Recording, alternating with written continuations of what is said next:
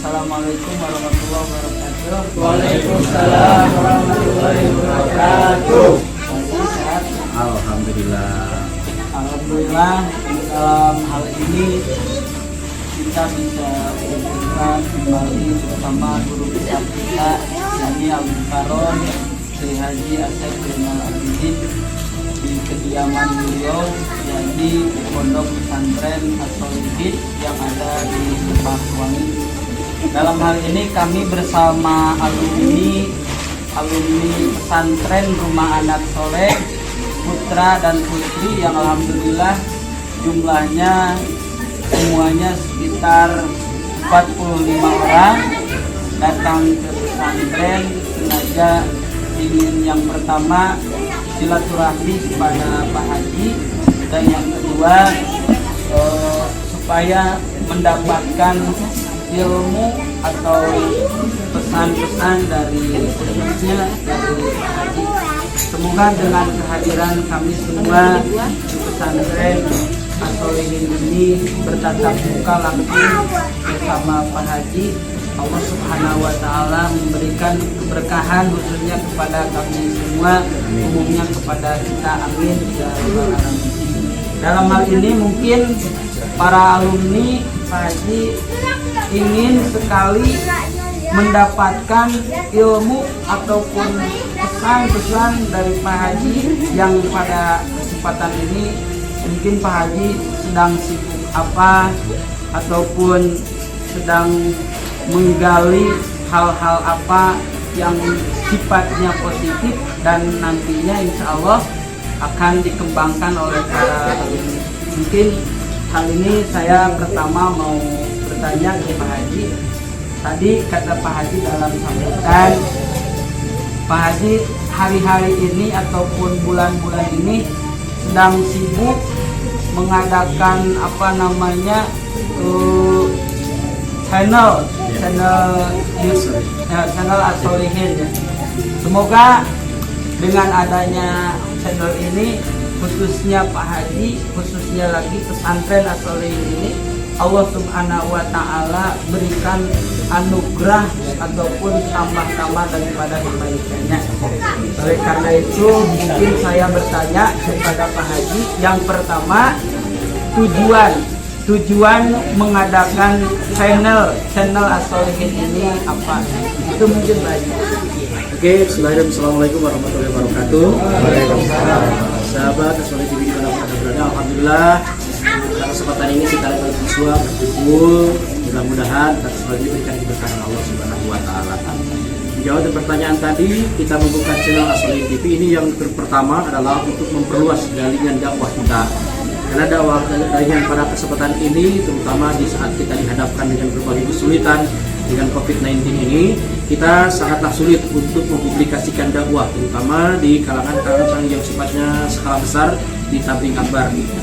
Untuk itu, kita agar lebih mudah, efektif dan efisien, kita mengadakan dakwah dimanapun kita bisa dilakukan, baik di media publik, sosial dan lain sebagainya. Nah, maka dengan hal ini kita mempunyai inisiatif, karena memang selama ini kita bolak-balik ke sana ke sini, dan alhamdulillah dengan adanya channel ini mereka bisa memantau dari luar kota, daerah, bahkan sampai luar negeri pun alhamdulillah bisa kita silaturahmi dengan kita memberikan. Itulah untuk memperluas luasan dakwah. Yang kedua, untuk menggali potensi-potensi terutama dari santriawan-santriawati Pondok Pesantren Rumah Anak Soleh, karena pada kesempatan ini kami memplanning untuk satu pendidikan di Pondok Pesantren Rumah Anak Soleh itu tidak hanya belajar dengan ilmu fikih sunnahnya, akan tetapi fikih ekonominya, fikih entertainnya. Karena alhamdulillah dari sini sudah ada yang menjadi penceramah nasional, sudah ada yang menjadi artis, dan karena ini semuanya tidak hanya harus jadi kiai saja. Kalaupun mereka jadi pengusaha yang baik, yang mukhlisin, yang bisa ngaji dan memang bertauhid yang soleh. Kalau misalkan dia menjadi seorang istri yang solehah yang dapat membantu kepada suami, itulah bentuk. Jadi mudah-mudahan channel ini dapat bermanfaat untuk umat, istrinya, terlebih khusus menyambung silaturahmi dengan sesama alumni. Ya, alhamdulillah. Yang pertama tadi kata Pak Haji adalah dengan diadakannya channel As-Sholihin ini tujuannya yang pertama berdakwah, mungkin yang kedua mengembangkan potensi-potensi para santri putra ataupun putri. Dan dalam hal ini saya juga menyimak ya, di dalam video itu memang yang dikisahkan itu adalah cerita Nabi. Lalu kemudian potensinya mungkin dari santri, kita tahu kan di channel YouTube Pak Haji itu ada yang namanya kisah Adam dan Hawa. Iya, Adam dan Hawa itu mungkin Adamnya ya diambil daripada Nabi Adam, dan Hawanya juga itu adalah kisah daripada Siti Hawa. Dan apa namanya background ataupun yang memperankannya itu juga terlahir dari santri. Ya. Dalam hal ini santrinya hadir atau tidak? Ada Mas Adam hadir tidak? Kemana Mas Adam? Lagi tadarus. Oh, lagi tadarus ya? Ngajar. Oh, ngajar. Itu tahsinul Quran mungkin ya. Siti Hawanya ada juga ya? Oh, ada. Mana Siti Hawa? Alhamdulillah ya. Mudah-mudahan dengan adanya ya diadakan channel ini tujuannya berdakwah, semuanya bisa memahami, semuanya bisa menerima dengan baik. Lalu kemudian mungkin dari film ataupun kisah-kisah tersebut, orang-orang yang apa namanya yang melihat channel Pak Haji tersebut khususnya bisa mencontoh bagaimanakah keuletannya Nabi Adam dengan kesolehannya Siti Hawa ya. Mudah-mudahan itu bisa dicontoh, bisa dilakukan khususnya oleh semua kalangan muslimin dan muslimat, artinya turunan Adam dan turunan Hawa. Amin ya rabbal alamin. Oleh karena itu mungkin selain channel YouTube yang dilakukan oleh Pak Haji pada hal ini, seperti apa lagi Pak? Selain dari channel YouTube kita, karena gini ya, tadinya awalnya kita harus menggali hanya pengajian toh. Akan tetapi kalau lihat zaman sekarang itu orang sudah zaman milenial lah, kita sudah lebih ke arah modern. Jadi seorang penceramah walaupun kiai bolehlah seorang seniman, karena yang namanya kemampuan, keberanian, jadi itu yang paling utama. Kita punya skill, punya kemauan, walaupun kita kata orang yang ustaz atau penceramah apa, kenapa tidak? Kalau kita memiliki besarkan potensi, punya keinginan, punya kemauan, kenapa tidak? Salah satu contoh misalkan kita menciptakan Nabi Adam dan Hawa. Itu adalah salah satu terinspirasi, karena memang di situ awal-awalnya rumusnya dari pendidikan sejarah, dari agama itu. Cuman kita kemas dengan berbagai entertain agar mereka itu bisa menerima dakwah kita ini sebagai ini dengan lagu, dengan apa dan sebagainya. Dan satu lagi, kita menciptakan sebuah lagu namanya Enak Yatim Piatu. Ini dikisahkan seseorang yang memang ada aslinya nih, Muhammad Bagil mana? Ini yang aslinya. Oh, itu. Ini kisah yatim piatu. Ini. Assalamualaikum. Oh, coba dulu sini. Ini santri Pak Haji. Ini santri juga. Ini alhamdulillah santri dari kecil. Namanya dulu itu Muhammad Bagil. Tapi ada seorang hamba Allah yang memberikan nama kepada dia dengan nama Abdul Manaf. Maka di samping itu saya ciptakan sebuah syair yang bernama Abdul Manaf. Jadi nasib yatim piatu, tiada ayah tiada ibu. Terus apa lagi disebut? Hari-hari tak menentu. Terus itu ada seorang anak namanya si Abdul Manaf. Inilah aslinya. Ini Abdul Manaf. Ya.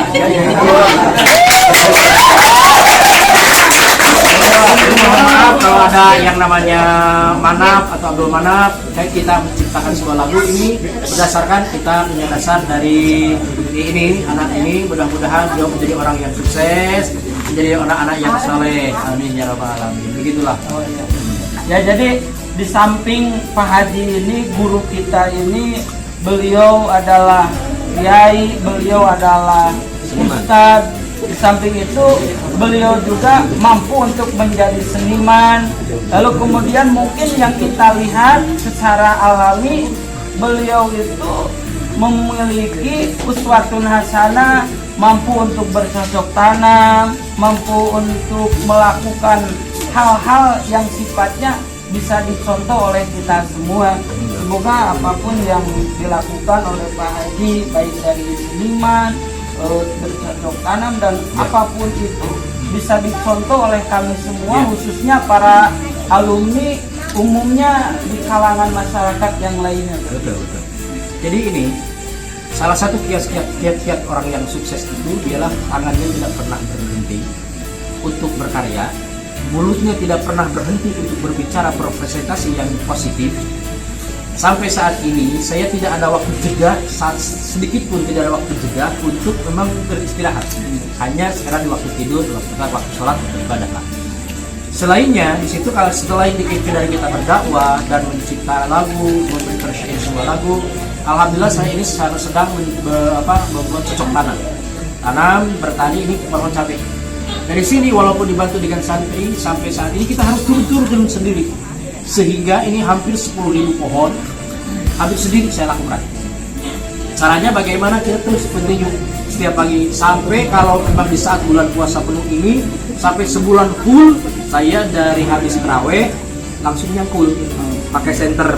Nah itu alhamdulillah, dan alhamdulillah sudah hampir 10.000 tangkai batang sagu benih yang sudah kita tanam. Itu dengan tangan sendiri. Artinya apa? Siapapun Anda, dimanapun Anda, ketika ingin meraih kesuksesan, jangan pantang untuk bekerja. Kita kerja keras, karena innallaha yuhibbul muttaqin. Allah senantiasa mencintai orang mukmin yang hidupnya kerja keras. Jangan sampai menghayal, menunggu pemberian orang, itu tidak baik. Artinya apapun yang kita miliki, apapun kita masih punya tenagalah kita paksakan. Jadi karena tenaga ini hari ini dipakai, besok datang lagi. Hari ini dipakai, besok datang lagi. Yang paling susah, kenapa orang tidak sukses, tidak maju? Karena itu stagnan dalam hidupnya. Karena dia itu malas.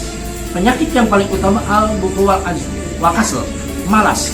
Maka jauhilah sifat malas, kita berkreatif dengan apapun yang kita lakukan hari ini, mulai besok peningkan. Apapun yang kita lakukan, tangan kita harus berkarya. Alhamdulillah, banyak sekali uswah yang harus kita tiru, yang harus kita lakukan dari sosok guru kita yang sangat baik sekali. Beliau memberikan contoh kepada para santrinya, utamanya dan juga kepada masyarakat yang lainnya. Baiklah, dalam hal ini mungkin perbincangan kita tidak ditutup, melainkan terlebih dahulu kita berikan aplaus untuk guru kita. Ya. Dan selanjutnya silakan dari alumni Putra, silakan. Assalamualaikum warahmatullahi wabarakatuh. Waalaikumsalam warahmatullahi wabarakatuh. Perkenalkan, nama saya Rifali Rizky Mustafa. Saya dari Bandung, angkatan alumni 2020. Ya, silakan. Saya mau bertanya kepada guru kita, bagaimana cara menanggapinya Bapak ketika ada santri atau santriwati yang nakal atau badung?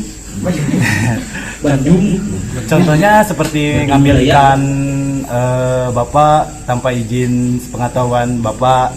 Terus contohnya seperti kita mengambil makanan dari kebun Bapak tanpa izin, terus merusak fasilitas pesantren Bapak. Jadi bagaimana Bapak menanggapinya itu? Sekian dan terima kasih dari saya.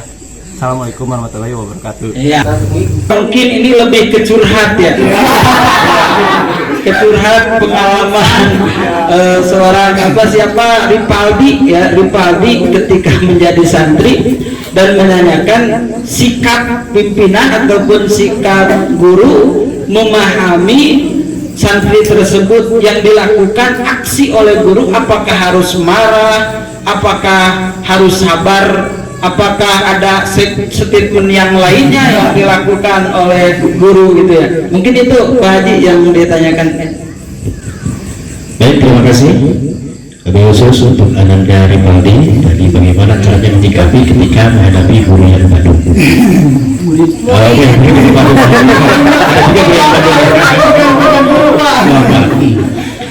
Jadi gini, rumusnya yang paling utama adalah YPI, yang penting ikhlas. Segala sesuatu karena memang sudah dipersembahkan untuk Allah, apa sih yang tidak mungkin, itu semuanya adalah kehendak Allah. Apapun yang menjadi kejadian, jadi istilahnya kenakalan santri, jengkelnya santri, kita sudah dipersembahkan, sudah diikhlaskan hanya untuk Allah. Karena kalau tidak begitu, kesel. Kalau seseorang kesel, kenapa bapak saya masih badannya tetap seperti ini? Karena dihilangkan seperti itu. Makanya bapak sering melampiaskan namanya manusia emosi atau kesal apalagi sebagai itu manusiawi ya. Kan tetapi bagaimana caranya untuk membuat ekspresi itu agar diganti dengan keikhlasan. Semua yang kita korbankan yang diambil oleh santri, apa yang buat mengesalkan, terkadang begini. Satu saat pernah bapak mengalami kesal ketika kita sudah beli sound system dulu sama bang Andi gitu ya, kalau itu kalau nggak salah 25 juta harganya. Nah itu dibolong-bolongin sama anak. Terus kita buka studio radio, akhirnya mic-nya dipatah-patahin. Terus keran itu gak sampai seminggu itu dipatah-patahin. Terus ada lagi di salon seperti itu kayak pakai sayang-sayang belit lah, sarang-sarang tikus gitu. Itu artinya kesal itu ada. Akan tetapi bagaimana caranya untuk menata keikhlasan kita, karena itu semuanya bentuk ujian dan cobaan. Kita ya udah ikan lele ada yang ngambil. Ini ada seorang santri, dia itu waktu maghrib teringat waktu maghrib tiba-tiba dia bawa kastrol, dia pakai ini nih, ayo asup. Apa kelihatan kenapa kamu seperti itu? Ya kalau memang orang yang dasarnya tidak ada ikhlas dalam hatinya mungkin dimarahin habis. Untuk itu karena hanya sampai bisa ketawa saja, oh alhamdulillah kelakuan santri seperti itu. Jadi hanya bisa begini, oh berarti saya juga nyuri ikan guru seperti itu. Jadi artinya jangan khawatir segala sesuatu kalau kita menjadi di masyarakat dimanapun, ketika seseorang berulang itu, ketika seorang ngomel jangan dilawan dengan ngomel, akan tetapi dilawan dengan amal. Utamakan akhlak dan segala sesuatunya serahkan kepada Allah, karena ini invest untuk Allah. Kalau sudah bapak enggak, kalau di paralingan pesantren studi sama enggak habis. Tapi alhamdulillah rezeki semakin bertambah. Inti utamanya segala sesuatunya hanya ikhlasan karena Allah. YPI yang penting ikhlas. Ya, alhamdulillah pertanyaan yang sangat menarik dan dijawab dengan sangat nyentrik. Iya, cuman jawabannya satu, yaitu 3 huruf YPI. Yang penting ikhlas. Santri mengambil ikan ikhlas, gitu kan? Santri merusak fasilitas pesantren ikhlas. Tetapi di samping itu kan di ketika pengajian guru kita juga menyampaikan ataupun memberikan nasihat, memberikan upaya nasihat kepada santri agar tidak berperilaku seperti itu. Intinya jangan jengkel lalu kemudian santri seperti apakan lah itu supaya terbiasa. Ya itulah mungkin pertanyaan dari alumni saudara Ripaldi, lalu kemudian dijawab oleh guru kita dengan hal yang sangat singkat mungkin. Nah mudah-mudahan, tetapi itu kan bukan berarti yang menjadi santri itu diarahkan harus nakal, tidak seperti itu. Iya, dengan ada jawaban itu bukan berarti lamun bangor ge keun bae dan guru mah ikhlas. Seperti itu. Tetapi seorang guru lebih ke dilalatul hal aula min dilalatil maqal, memberikan dengan contoh daripada dengan kerasnya pembicaraan. Mungkin seperti itu ya. Terima kasih ya, aplaus dulu dong. Baik, yang lainnya dari Putri, dari Putra, silakan. Assalamualaikum warahmatullahi wabarakatuh. Waalaikumsalam warahmatullahi wabarakatuh. Perkenalkan, nama saya Ratna, perwakilan dari alumni angkatan kedua lulusan 2015-16. Izin bertanya, Bapak Guru Ustaz, bagaimana menanggapi kita sebagai alumni santri? Seringkali dipertanyakan keberadaan kita di masyarakat yang memang masyarakat bukan minim ya, tapi mungkin khawatir terhadap anak-anak yang ingin meneruskan pendidikannya. Banyak yang meragukan, untuk apa pondok pesantren, untuk apa sekolah di pondok pesantren, gitu kan? Untuk apa nyantri, apa hasilnya? Hanya tidur, hanya makan, hanya main, gitu kan? Yang dilihat masyarakat mungkin seperti itu. Bagaimana cara menanggapi masyarakat yang seperti demikian? Apakah kita sebagai santri harus tetap tawadu atau diam, atau bergerak bicara, atau bagaimana? Terima kasih. Wassalamualaikum warahmatullahi wabarakatuh. Iya, waalaikumsalam warahmatullahi wabarakatuh. Ya silakan aplaus dulu. Pertanyaan dari Saudari Ratna alumni Pondok Pesantren Rumah Anak Soleh 2015-2016. Mungkin dalam pertanyaan ini adalah yang pertama ditanyakan keunggulan pesantren dan bagaimanakah ending atau akhirnya kelulusan pesantren tersebut bagi ya, karena banyak di kalangan masyarakat yang menilai bahwa buat apa mondok, buat apa pesantren, toh nasibnya kesononya istilahnya tidak akan ada orang memakan kitab kuning gitu kan, mau mencet Sunda nama, mau ayam bisa di paraban kukuh gitu kan. Ya gitu mungkin keunggulan pesantren dan menjawab menyikapi masyarakat yang ragu akan anaknya dipondokkan ke pesantren. Itu mungkin aja. Baik, terima kasih. Pertanyaan sangat bagus dari Ananda Rahman Jumilah ya. Tadi seluruh pertanyaannya bagaimana caranya untuk menjawab pertanyaan daripada masyarakat. Apa sih gunanya pesantren, apa sih gunanya pondok? Karena memang rata-rata hasil dari pondok itu biasanya ya hanya tidur saja ya. Nah itu ya. Jadi simpel saja, kita saja hanya berbicara kenapa anak kita harus pondok pesantren. Jawabannya sangat simpel, agar anak tidak salah asuh. Itu aja. Karena dari pondok pesantren itu di situ punya multifungsi selain daripada mendidik mencerdaskan bangsa. Intinya ketika kita berada di pada pesantren, walaupun orangnya ngaji ataupun tidak ngaji itu tetap masuk santri. Gak ada orang nggak pernah ngaji tidak terus ini mah bukan para ngaji lain santri, tetap santri. Oh iya taruh di kopea, iya lain santri, tetap santri. Jadi artinya apapun backgroundnya, yang penting kita tidak salah asuh masuk ke dunia pesantren. Kenapa di situ? Walaupun orang yang tidak ngaji, tidak sedikit orang yang di pesantren tanpa pernah ngaji, tanpa pernah apa, tapi dia hikmat sama gurunya, akhirnya jadi kayak gede.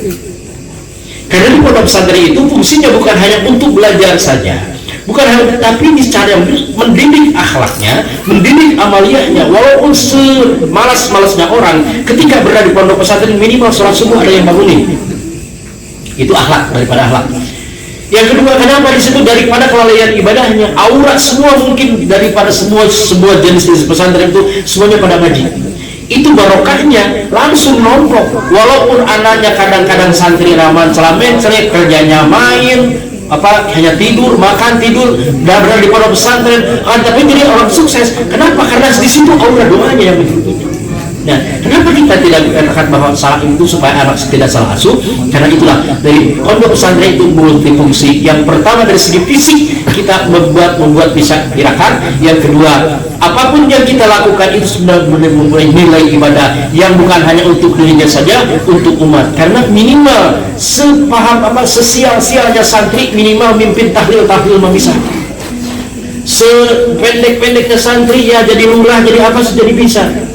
Nah, jadi itulah jawaban yang singkat adalah supaya tidak salah asuh untuk memasukkan ke pondok pesantren. Terima kasih, mudah-mudahan puas. Ya, terima kasih. Intinya adalah kenapa harus dipondokkan ke pesantren? Yang pertama jawabannya supaya tidak salah asuh. Lalu kemudian kepada masyarakat ataupun kepada orang tua dilontarkan ataupun dijawab, anak ke pesantren, di pesantren itu ada keberkahan ya ataupun barokah. Lalu kemudian datang ke pesantren, seorang ibu mendidik anak di pesantren itu adalah hal kewajiban. Kewajiban itu kewajiban. Nantinya dia menjadi pengusaha, dia menjadi guru, apapun itu bukanlah urusan orang tua ataupun urusan guru, melainkan itu takdir dari Allah Subhanahu wa Ta'ala. Istilahnya gini ya, tahu pohon singkong yang penting kita tanam, nanti jadinya kita tidak tahu kan. kita tidak tahu tumbuhnya seperti apa, yang penting tanam saja. Mungkin itu anak dipesantrenkan supaya akhlaknya baik, lalu kemudian apakah datang ke pesantren itu dituntut harus menjadi ajengan? Tidak. Dituntut menjadi ustaz? Tidak, melainkan itu kewajiban daripada seorang orang tua untuk memasukkan anaknya ke sebuah pendidikan yang sifatnya ukhrawi dan kemanfaatannya mungkin dari dunia sampai akhirat, karena di pesantren itu ada keberkahan. Itu mungkin untuk saudari Ratna khususnya dan untuk semuanya. Ya, apel dulu dong. Terima kasih. Oke, yang selanjutnya ada lagi Putra, silakan. Siapa? Oh itu dari Putri lagi. Silakan untuk perkenalkan diri. Ya, silakan. Perkenalkan terlebih dahulu. Assalamualaikum warahmatullahi wabarakatuh. Waalaikumsalam warahmatullahi wabarakatuh. Sebelumnya maaf mengganggu waktunya. Nurul izin bertanya. Sebelumnya perkenalkan, nama Neng Nurul Saadah, alumni tahun 2019 asal Pleret Purwakarta. Izin bertanya, gini Pak, pengalaman pribadi di umur yang lumayan 19-20 gitu, kalau masalah menghafal itu suka susah. Jadi Nurul pengen banget motivasinya sama sarannya apa sih yang harus dilakuin di umur belasan, 19-20 ke atas lah, kalau masalah menghafal, wabil khusus menghafal alfiah itu supaya lebih gampang, terus supaya lebih jadi nggak gampang lupa gitu. Kalau Nurul lihat teman-teman Nurul yang umurnya emang masih muda, menghafal alfiah itu kayak mudah gitu, terus emang hafalannya itu kuat banget gitu. Jadi mohon penjelasannya, mohon sarannya. Terima kasih. Wassalamualaikum warahmatullahi wabarakatuh. Waalaikumsalam. Baik, terima kasih kepada alumni Putri yaitu Neng Nurul Saadah yang berasal dari Pleret Purwakarta, yang beliau ini adalah alumni Putri tahun 2019 ya. Dalam hal ini yang ditanyakan kepada Pak Haji adalah beliau di usia 20 tahun ini masih menggali ilmu, semangat untuk menuntut ilmu, namun ada permasalahannya di saat beliau nalar ataupun menghafal, mencoba untuk menghafizkan alfiah diantaranya dan hafalan-hafalan yang lainnya, yang masalahnya beliau suka lupa, suka gampang lupa, susah dihafal, gampang lupa gitu kan. susah menghafal, gampang lupa. Nah, mungkin ada statement ataupun hal-hal dari Pak Haji, motivasi arahannya bagaimanakah untuk supaya dalam usia 20 tahun ini tapi hafalannya lancar, lalu kemudian kuat, tidak gampang lupa. Itu menurut Haji. Baik, terima kasih untuk pertanyaan sangat bagus sekali dari Neng Nurul. Kita lihat dulu untuk menghafal, kenapa kita menghafal itu susah hafal tapi gampang lupa ya. Itu kita lihat dulu, karena kecerdasan seseorang itu berbeda-beda, tergantung dari faktor genetik tadinya. Ada juga memang seseorang yang waktu dihamilkannya yang 9 bulan itu full, otomatis ini daya pikirnya itu cerdas. Ada juga yang memang sebelum waktunya sudah divakum, disedot, itu biasanya menimbulkan clouding lama. Kalau pikirnya itu kalau ditanya itu lama. Nah, untuk menghafal kiat-kiat sukses supaya kita termasuk, kenapa orang bisa IQ, bisa cerdas jenius itu, karena dia punya cara tersendiri. Segala sesuatu harus ada caranya. Yang pertama, ulama mengatakan bahwa seorang pengen kecerdasannya, yang pertama harus dawa wudu, itu yang pertama. Yang kedua, setelah dawa wudu sering membaca Al-Quran, dan memang pasti kita siwak pakai susu itu menguatkan kepada hafalan. Yang kedua itu ada dua cara. Yang pertama, kalau kita ini pengalaman saya sendiri, kalau kita kenapa kita sampai bapak ini punya daya nalar, kenapa punya nalar yang memang cukup kuat, Karena kalau Bapak kalau ceramah apapun nggak mau pakai teks, nggak mau pakai tanpa teks, karena memang sudah ada di sini filenya. Cara yang pertama adalah satu menghafal, karena hafalan itu di lisan ada dua cara. Yang pertama adalah cara riyadhah. Cara riyadhah itu terus dihafal, dibaca. Biasanya antara hafalan lisan dengan hafalan hati beda. Kalau hafalan hati hanya dihafal tanpa dengan teks terus dibaca 40 itu sudah kuat, akan tetapi itu mudah lupa. Akan tetapi riyadhah seperti ini, mau ceramah kayak mau talal Quran kayak apa kayak, caranya seperti rayap. Rayap itu semut sedikit demi sedikit. Jadi bacanya itu step by step, ya. Kita baca gak usah, tapi bacanya harus dengan lisan, dilafalkan. Jangan hanya dibaca saja, karena 40 saja kita sudah masuk, tapi di dalam hati, tapi lisan belum tentu refleks. Nah, riyadhah yang paling dominan bagi Bapak yang saya bakal melakukan, kenapa? Alhamdulillah saya tahdus minimal sampai buku lah tahzan yang tebalnya segini sudah ada di luar kepala. Jadi kita membuka teks zaman-zaman sudah ada di luar kepala. Walaupun ke Al-Quran tidak hafal semuanya, tapi teksnya sudah ada. Walaupun Al-Quran tidak terajin sampai tamat, ketika orang membacakan teksnya sudah ada. Kenapa? Karena di situ ada riyadhah. Riyadhahnya pertama misalkan 3 baris, itu baca terus sampai 250 kali. Kalau sudah 250 kali dibaca, gak usah dihafal, dibaca saja. Lisan sudah refleks, hati ikut. Kalau lisan sudah refleks, hati ikut. Sedikit santai udah 250, udah jalan batu lolos sampai kakek pun gak bakalan lupa. Itu nempel. Kalau baru 40, 50 itu gak bakalan nempel. Ini patokannya 250. Bapak saja buku Latazan karya Syafi'i Antonio sampai mau masuk di sini. Kenapa? Sedikit selembar baca. Kita jalan-jalan ke sana baca. Itu cara riyadhah. Semua orang, rata-rata orang sukses yang kelas profesor pun rata-rata seperti itu. Jadi ada kiat-kiat seperti itu. Yang pertama ada hafal. Ketika kita kejeniusan kita belum begitu tajam, karena setajam apapun kalau memang riyadhahnya kurang, itu pasti akan lemah dalam hafalannya. Supaya kita nempel, maka baca saja. Tapi jangan di hati saja, tapi di lisan. Di lisan diucapkan dengan lantang, insya Allah tidak akan mentok sampai bangun tidur pun kalau ditanya bla bla bla. Bapak kalau ditanya bangun tidur coba ceramah tentang bisa. Kenapa? Karena sudah nempel di sini. Jadi gampang. Ketika menghadapi audiens, menghadapi santri untuk ngajar apapun, jadi kita itu tidak rasa takut. Menghadapi siapapun tidak rasa takut karena sudah ada filenya, sudah di sini. Nanti tinggal bab ini buka, bab ini buka. Gak perlu kita rembuk. Makanya filenya masuk di sini. Ini salah satu ini. Mudah-mudahan bermanfaat.